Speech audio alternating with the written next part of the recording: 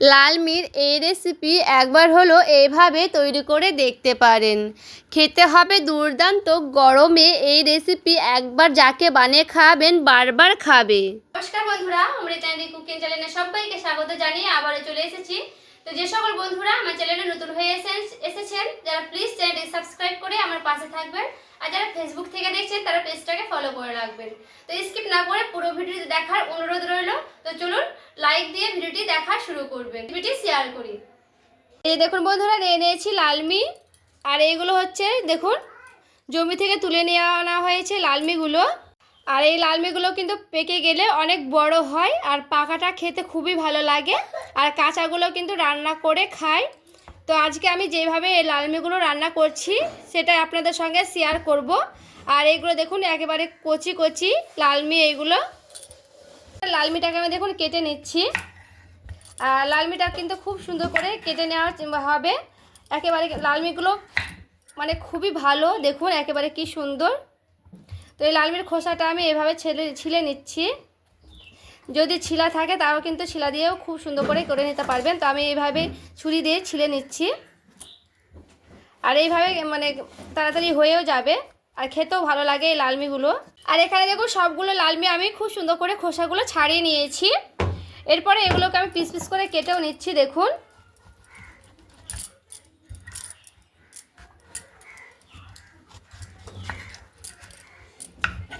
আর যেভাবে আপনারা কাটবেন সেভাবে কিন্তু কেটে নিতে পারেন। তো আমি এইভাবে কেটে নিচ্ছি লালমিগুলো দেখুন।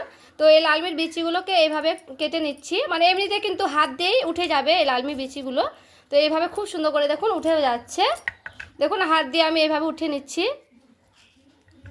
এই যে হাত দিয়েও কিন্তু খুবই ভালো হবে, যেমন আপনাদের সুবিধা হবে তেমন করে কিন্তু করে নিতে পারেন। আমি এইভাবে দেখুন করে নিচ্ছি হাত দিয়েই। এইভাবে কিন্তু সুন্দর হবে এই বিচিগুলো বের করে নেওয়া। তো আমি কিন্তু এই বিচিগুলো বের করে নেব। আর বিচিগুলো কিন্তু দেওয়া যাবে না সবজিতে, নাহলে কিন্তু খেতে ভালো লাগবে না। আর দেখুন এইভাবে আমি কেটে নিচ্ছি লালমিগুলোকে। এইভাবে সাইজ করে কিন্তু কেটে নিতে হবে এই লালমিগুলো। তো আমি এইভাবে কিন্তু কেটে নেব সবগুলোই লালমি, সুন্দর করে কেটে নিচ্ছি, তারপরে ফিরে আসছি। এখানে দেখুন সবগুলো লালমি কিন্তু আমি কেটে নিলাম খুব ভালো মতো করে, আর এই সাইজ করে কিন্তু সবগুলো লালমি কেটে নিয়েছি। এখানে দেখুন নিয়েছি আলু। তো এই আলুটা আমি কিভাবে কাটছি সেটাও আমি দেখাচ্ছি দেখুন। তো এখানে আমি দুটো আলু দিচ্ছি, আপনারা চাইলে কিন্তু একটা আলু দিতে পারেন। তো দেখুন আলুটাকে আমি এইভাবে কেটে নিচ্ছি একেবারে ছোট ছোট করে, খুব বড় করছি না, আর খুব যে মানে ছোট ছোট সেও করছি না, এরকম করছি। এই সাইজ করে নিলে কিন্তু হয়ে যাবে, কারণ যেহেতু লালমিগুলো একেবারে কিন্তু মানে কচি আছে, তো মানে সেদ্ধ হয়ে যাবে বেশি, তার জন্য কিন্তু আলুটাকে একটু ছোটো ছোটো করে কেটে নেওয়ার চেষ্টা করবে।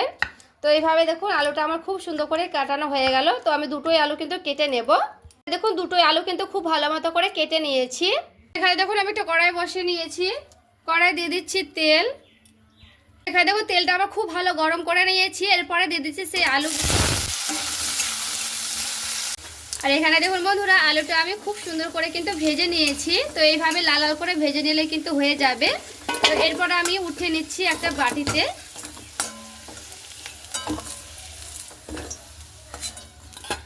তো দেখুন মানে ওই কড়াই কিন্তু অল্প পরিমাণে তেল রয়েছে। তো এখানে আমি দিয়ে দিচ্ছি দেখুন 4-5টার মতো বড়ি। তো বড়িটা আমি এখানে ওই তেলের ওপরে কিন্তু ভেজে নেব খুব সুন্দর করে। তো এখানে দেখুন বড়িটা আমার খুব ভালো মতো করে কিন্তু ভাজানো হয়ে গেছে। তো বড়িটা এবার আমি উঠিয়ে নিচ্ছি। এরপরে ওই কড়াইয়ে দিয়ে দিচ্ছি তেল। তেলটা দেখুন খুব ভালো গরম করে নিয়েছি। এরপরে দিয়ে দিচ্ছি কালো জিরে। এখানে দেখুন আমি শুকনো লঙ্কা নিয়েছি, শুকনো লঙ্কাটাকে একেবারে ভেঙে দিলাম, মানে 2 টুকরো করে দিলাম। এরপরে সে কেটে রাখা লালমিগুলো আমি দিয়ে দিচ্ছি। তো লালমিগুলোকে হালকা করে ভেজে নেব এইভাবে।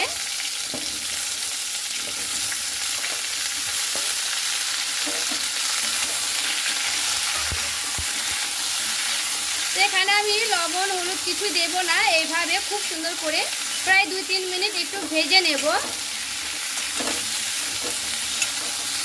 পরে দিয়ে দিচ্ছি ঢাকা। এরপর আমি ঢাকাটা দেখুন উঠিয়ে নিচ্ছি।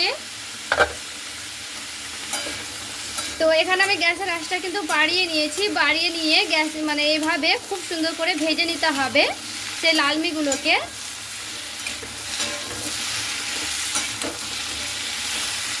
এখানে দেখুন প্রায় আমি 3 থেকে 4 মিনিটের মতো ভেজে নিয়েছি। তো এইভাবে কিন্তু খুব সুন্দর করে ভেজে নিতে হবে। তো এরপরে আমি এগুলোকে নামিয়ে নিচ্ছি, তারপরে আবারও ফিরে আসছি। এখানে দেখুন একটা টমেটো নিয়েছি, তো টমেটোটা আমি কেটে নিচ্ছি। তো টমেটোটা আমি এইভাবে একটু বড় বড় করে কেটে নিচ্ছি, কোনো অসুবিধা হবে না। দেখুন এই যে এইভাবে কেটে নিলাম টমেটোটা। আর এখানে দেখুন একটা মিক্সিং বোল নিয়ে নিয়েছি। তো এটাতে আমি একেবারে অল্প মশলা রেডি করব। তার জন্য দেখুন 3 থেকে 4টের মতো নিয়ে নিয়েছি, মানে আদার টুকরোগুলো। আর দিয়ে দিচ্ছি দেখুন শুকনো লঙ্কা একেবারে 3টের মতো দিচ্ছি। আর সেই টমেটোটাও আমি দিয়ে দিচ্ছি ওর মধ্যে। আর এখানে আমি একেবারে সামান্য করে দিচ্ছি জিরে, গোটা জিরে। দেখুন ছোটো চামচের 1 চামচ দিচ্ছি। এখানে কিন্তু মশলাটা আমি একেবারে অল্প করে তৈরি করছি। তো এখানে আমি জল দিয়ে খুব ভালো মতো করে মশলাটাকে রেডি করে নিয়ে চলে আসছি। এখানে দেখুন কড়াইটা কিন্তু আমি নিয়ে চলে এলাম, ওই লালমি ভাজার মানে কড়াইটা নিয়ে চলে এসেছি। আর কিন্তু কড়াইটা ধোয়া লাগবে না আমার। তো এখানে একেবারে সামান্য করে দিয়ে দিচ্ছি তেল, তারপরে দিয়ে দিচ্ছি সামান্য করে কালো জিরে, একেবারে সামান্য করেই দিলাম। আর এখানে দেখুন সে যে মশলাটা আমি রেডি করে নিয়েছিলাম সেই মশলাটা আমি দিয়ে দিচ্ছি। এখানে দেখুন দিয়ে দিচ্ছি অল্প পরিমাণে লবণ। এরপরে দিয়ে দিচ্ছি হলুদের গুঁড়া, যেমন পরিমাণে লাগবে সেরকম কিন্তু দিয়ে দিতে হবে। এরপরে দিয়ে দিচ্ছি কাশ্মীরি লঙ্কার গুঁড়া। এখানে দেখুন দিয়ে দিচ্ছি হিং পাউডার। নিরামিষ রেসিপিতে হিং পাউডার দিলে খেতে বেশি ভালো লাগে। তো এরপরে মশলাটাকে খুব সুন্দর করে এভাবে আমি কষিয়ে নিচ্ছি। এখানে এই মশলাটা না দিয়ে ভাজা মশলা গুঁড়ো কিন্তু দিতে পারবেন। যাদের পছন্দ হবে না এই মশলাটা তারা কিন্তু ভাজা মশলা গুঁড়ো করে নিতে পারেন। জিরে আর শুকনো লঙ্কাটাকে ভেজে নিয়ে গুঁড়ো করে কিন্তু দিয়ে দিতে পারেন এই সবজিতে। তো এখানে আমি এই মশলাটা দিলাম, কারণ মশলা দিলে বেশি ভালো লাগে খেতে, তার জন্য। তো মশলাটা আমি এখানে খুব ভালো মতো করে কষিয়ে নিচ্ছি। এখানে দেখুন মশলাটা আমার খুব ভালো মতো করে কষানো হয়ে গেছে, মশলা থেকে কিন্তু তেলগুলো ছেড়ে ছেড়ে গেছে। তো এখানে আমি দিয়ে দিচ্ছি সে লালমি ভেজে রাখাগুলো। এরপরে মশলার সঙ্গে খুব ভালো মতো করে লালমিটাকে আমি এইভাবে নাড়াচাড়া করে নিচ্ছি।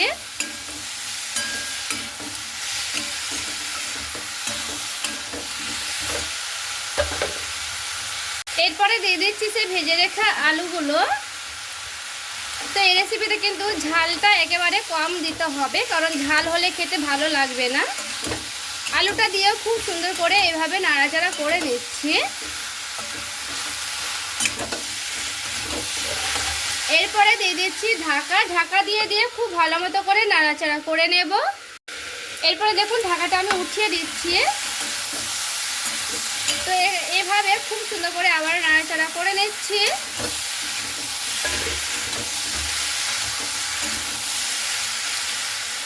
আর এখানে দেখুন সে ভেজে রাখা সেই বড়িগুলো এবার আমি দিয়ে দিচ্ছি।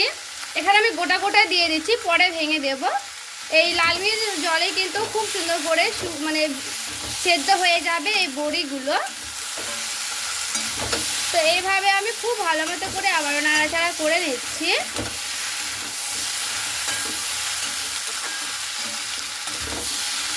এখানে আমি গ্যাসের আঁচটাকে একেবারে কমিয়ে দিলাম, কমিয়ে দিয়ে আবার আমি ঢাকা দিয়ে দিচ্ছি। দেখুন আমি ঢাকাটা উঠিয়ে নিয়েছি। এরপরে ঢাকাটা উঠিয়ে নিয়েছি। আর এখানে দেখুন লালমির জলে কিন্তু খুব সুন্দর করে দেখুন লালমিগুলো একেবারে সেদ্ধ হয়ে গেছে প্রায়। আর আলুগুলো কিন্তু খুব সুন্দর সেদ্ধ হয়ে গেছে, দেখুন খুন্তিটা কিন্তু একেবারে ঢুকে যাচ্ছে। তো এখানে আমার খুব ভালো মতো করে মানে কষানো হয়ে গেছে। তো সামান্য করে লাগবে জল, তো একেবারে সামান্য দিচ্ছি জল, কারণ বড়িগুলো সেদ্ধ হবে প্রায়, তার জন্য। আর আলুগুলো কিন্তু সেদ্ধ হবে। এরপরে দেখুন জলটা দিয়ে আমি খুব সুন্দর করে নাড়াচাড়া করে নিয়েছি। এরপরে দিয়ে দিব ঢাকা দিয়ে গ্যাসের আঁচটা কমিয়ে দেবো, একেবারে সেদ্ধ করে নেব সবগুলো সবজিকে। এরপরে দেখুন বন্ধুরা ঢাকাটা আমি উঠিয়ে নিচ্ছি।